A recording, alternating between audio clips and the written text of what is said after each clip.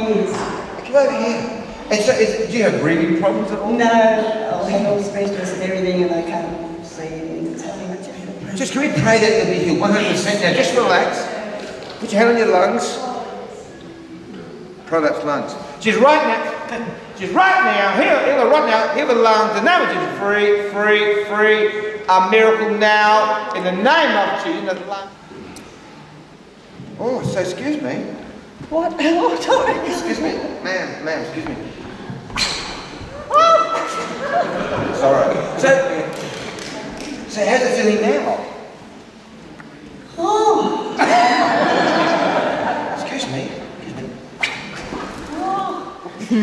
How about fellas? In France, when they see this happen, they say, très bizarre. You all those French people? Oh, j'ai raison. And how's it feeling now? Oh. What did you feel when I prayed for you? I can hardly talk. Hey, it's a outstanding miracle! A woman who can hardly talk! Man, this is making headlines. That's a miracle. But just listen.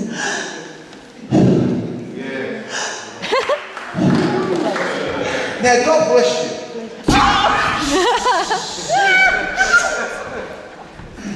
Do you want another handshake?